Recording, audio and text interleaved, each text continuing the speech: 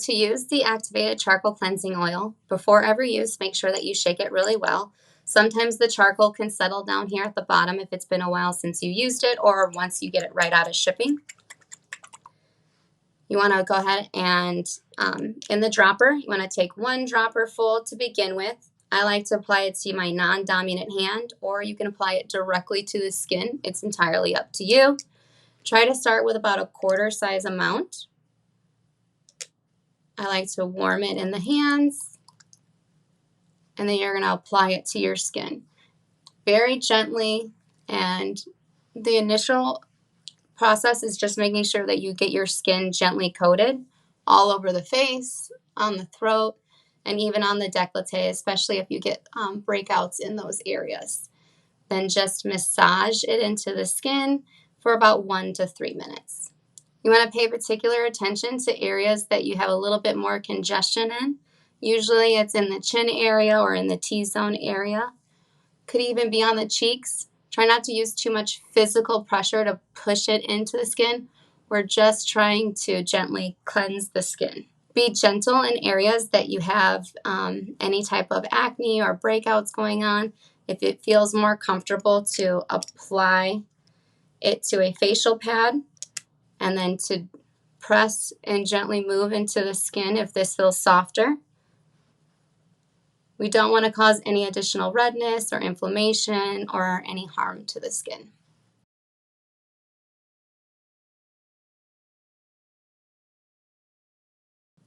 There's no real wrong or right way to do it. Just make sure that you're being gentle with your skin. You're not tugging or pulling on the skin at all. And you get into all of those areas, especially the areas that you have congestion and breakouts in.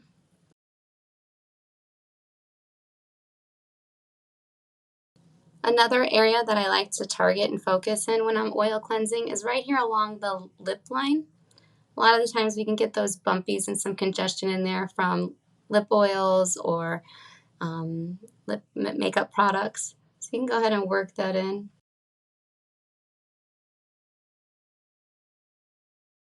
And then to remove the product, you're going to take your facial pad, or you can use a soft facial cloth, whatever's more comfortable for you.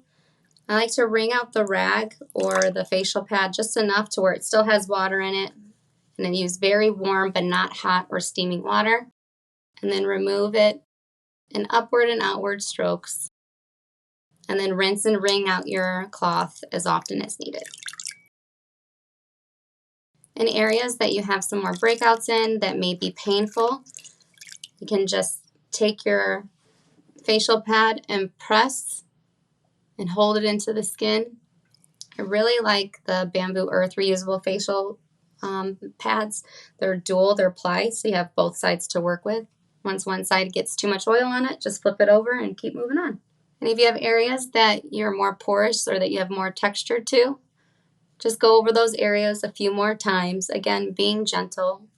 Once the cleansing process is done, the skin should feel moist and supple, but it shouldn't have any oil or grease left on the skin. Some of the common problems that we hear about removing the activated charcoal cleansing oil is that the skin will either still feel too oily or that there'll be some charcoal left over in the pores. So one of the things that I suggest is using a washcloth that is still gentle but has a little bit more texture to it. These are very soft and smooth. They may not grip and take all of that off of your skin. And then also making sure that you're taking your time, removing it slowly. In areas that you may have some painful acne in, you can gently press to remove the oil. So it's very important when you're using any of the cleansing oils to ensure that you're not actually touching the pipette on the dropper. We want to make sure, especially for blemish-prone skins, that you're reducing the spread of bacteria as well as cross-contamination. So when you're applying either to the skin, don't let the pipette touch the skin, or with the hands, try not to grab and pull the rest of the oil down off of the pipette. I also highly encourage you to store your products in a cool or room temperature and darker area. So the Rosewater Cleanser is really easy to use. Before each use, please make sure that you shake it every time. We don't use any binders or fillers or anything in our products. We want to make sure that we shake them prior to. You can use either our reusable facial pads. These are 2-ply and they're 100% organic cotton. Or you can use a cotton round or a cotton ball, whichever is your preference, or a facial washcloth, something that's soft and smooth that can be used on the skin. I like to go ahead and take it directly from the bottle. You can place it on top. I'm going to turn it over and allow it to get onto the pad. I normally do, about 2 to 3 soaks is the best way to explain it. You want it to have enough product on the pad where it does soak through on the other side. You're going to use one side for most of your face and then use the other side for the rest of the face. So be sure to cleanse your face, your throat, and your décolleté. These areas are often overlooked, and these are areas that we often have signs of premature aging sooner in life. You're going to apply it by swiping it in upward and outward motions on the skin. I like to use the first side of the pad for the décolleté as well as my throat up to the jawline. And then using the other side of the pad for the rest of the face. If you have looser skin or if you have a little bit of loss of collagen or elastin in the skin, you can brace the skin. We want to avoid any type of tugging or pulling. If you have more sensitive skin, you can do what I call as a press and bounce, where you're just pressing and moving it across the skin. This is also beneficial if you have breakouts or any type of wounds on the skin. Once you have already applied it to the skin, we suggest that you rinse and remove the Rosewater Cleanser using tepid water. Some people don't rinse the Rosewater Cleanser off. The preference is entirely up to you. However, we encourage you to remove it. One of the reasons why we suggest that you remove the Rosewater Cleanser is so then that way it's prepped and ready to go for the next step, and you don't leave any film or residue on the skin.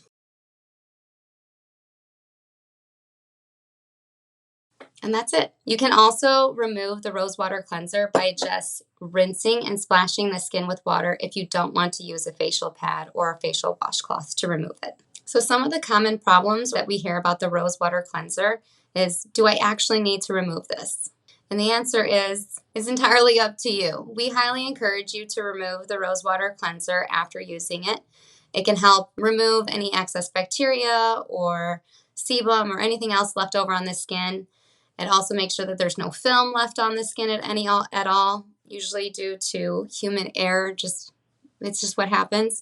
But if you feel comfortable and if your skin enjoys it, you can leave the Rosewater Cleanser on your skin before moving on to your next step. One of the other problems that we get asked a lot about the Rosewater Cleanser is, what is this actually doing for my skin? Is it cleansing it all? And the answer is yes. Just in case if there's anything left over or residual oil from your oil cleanser, the Rosewater Cleanser will ensure that all that grime and bacteria is gone from the day. And if not, it's going to help ensure that all the water-based impurities from your skin are gone. The Dead Sea Mud Mask, you want to use about a dime size amount. I like to use a little spatula. You can either apply this directly to the skin, first by putting it in your hands, or if you have more blemishes or cystic acne that may be painful, you can also dispense it on a small plate and then apply it with a fan brush. And then I was going to show both ways on both sides of my skin. So once you have your amount that you're dispensed on, I suggest that you wet or dampen the skin. You can use it with filtered water, or you can use our Intense Hydration Facial Mist. Those are really great options. Get a little bit of the product on your hand. Go ahead and wet and move it. You want to add just a thin, even layer onto the skin. If you have more acne or if you have any painful blemishes, this is also a great one that you can apply with a facial brush. You want to apply the product in a really thin consistency and upward-outward motions all over the skin. You can also use this as a spot treatment as well. So if you only have a few blemishes and a couple spots, just kind of put it on there where it may be at. or it can be used anywhere on the face. Just want to be sure that you don't get it too far into the eye area.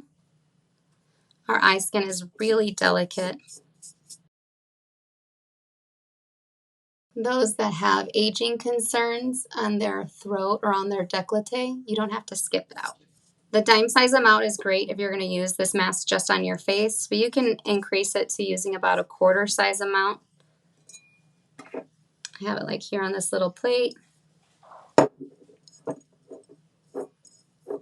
And for those of you that are concerned with fine lines or wrinkles and aging on the throat and neck area, jawline, and décolleté, you can use this mask in all of those areas as well.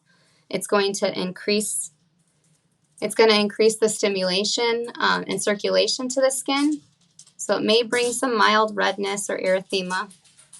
All right, so then once you have it applied to the skin, again, you want to apply it in a very thin application in upward-outward motions, and then allow the mask to dry or set. It should take about 5 to 10 minutes. And then you and I have a break until it actually starts to dry, unless you want to have me keep talking. When it starts to dry, it will start getting lighter in color, won't be as dark. It normally takes 5 to 10 minutes for the mask to completely finish drying.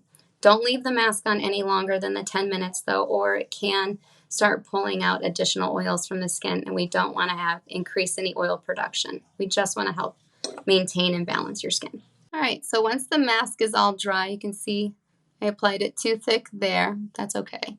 But it's dry everywhere else on the skin. You're just going to take a facial pad or some type of facial washcloth, and I like to re-moisten and re-wet the mask. That way there's less tugging and pulling when you remove it, and then it wipes off much more cleanly. This mask also offers a gentle exfoliation while you're applying it and while you're removing it, because it has that stony, kind of slightly gritty feel to it. And then you can see in the areas that the mask is at, there'll be what's called mild erythema, or some redness, some pinkiness to the skin. And that's from that increase of circulation, that increase of blood flow to the skin.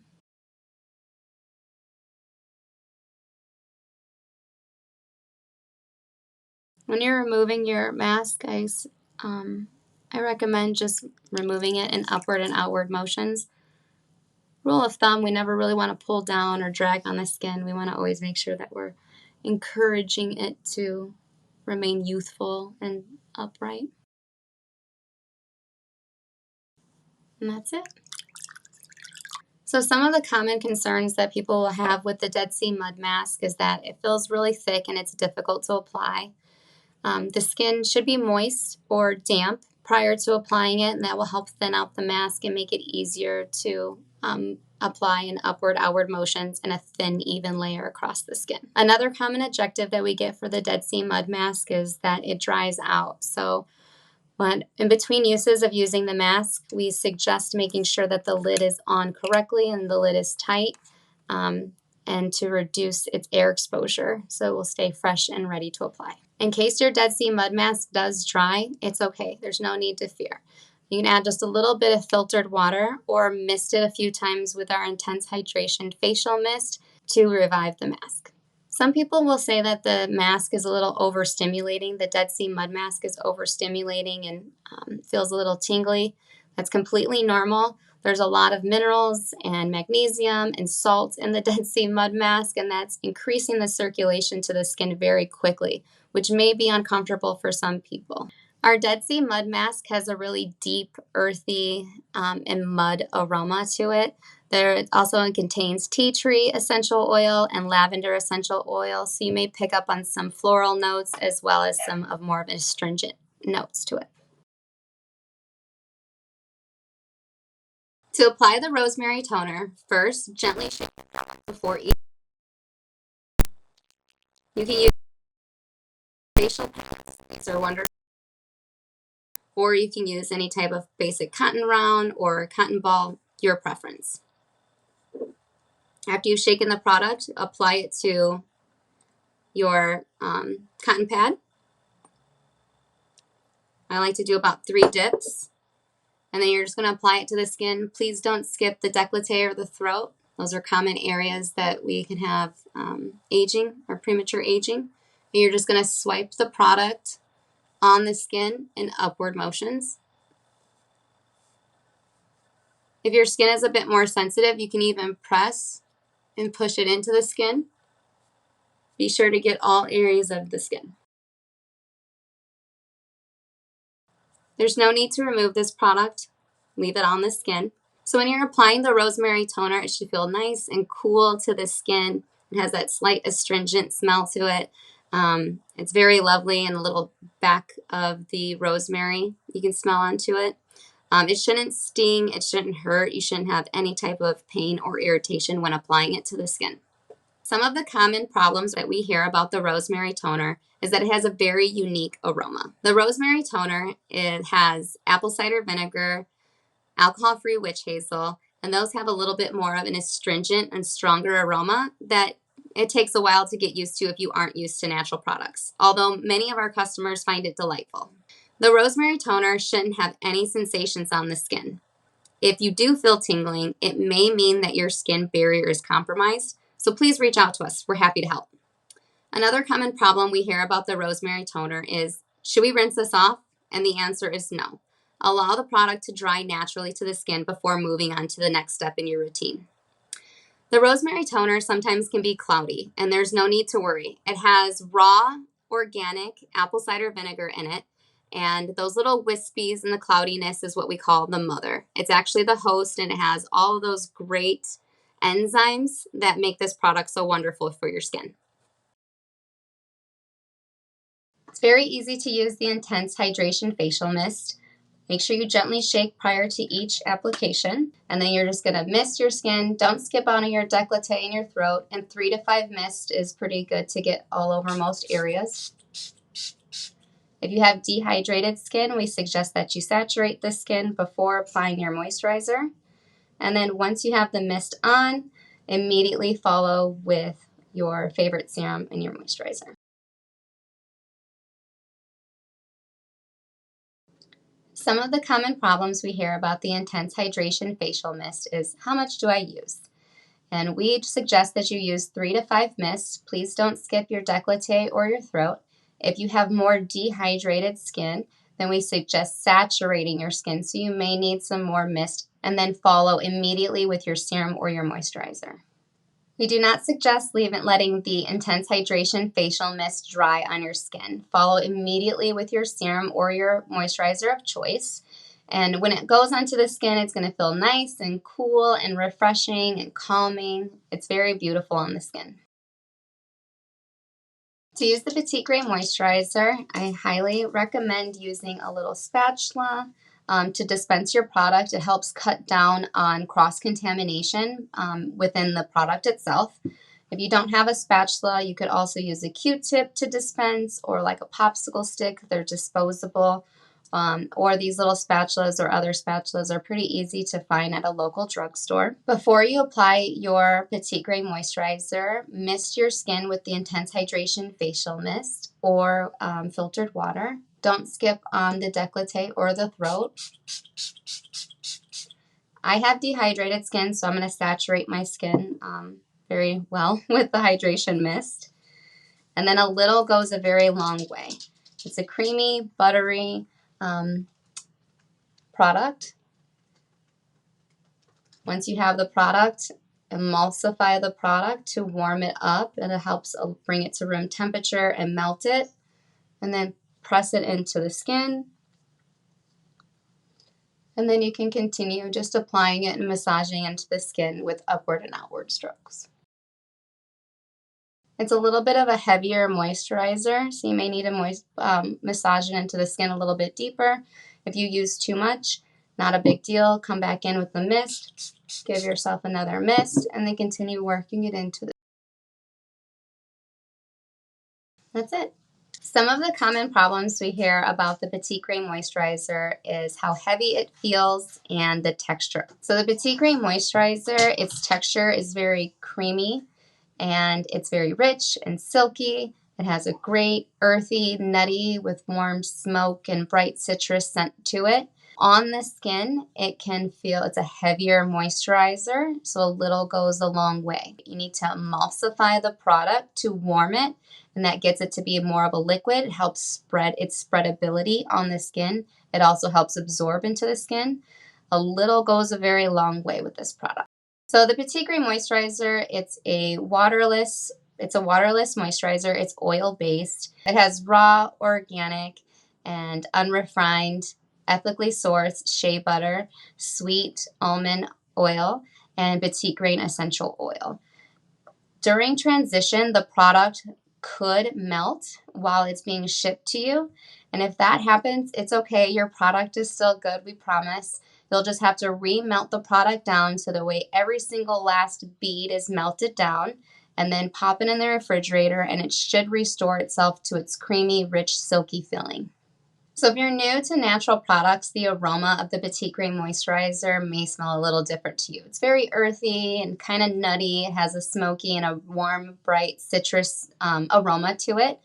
Most of our customers sincerely enjoy the aroma of the Petitgrain Moisturizer. However, if you don't, it has really wonderful skin nourishing benefits, and we hope that you'll continue to use the product, and over time you may also really enjoy the smell of this product as well. At Bamboo Earth, any essential oil that we use in our product, it's there for its skin nourishing benefits and not for its scent alone. So we don't add any additional fragrances or essential oils to mask or cover any scents.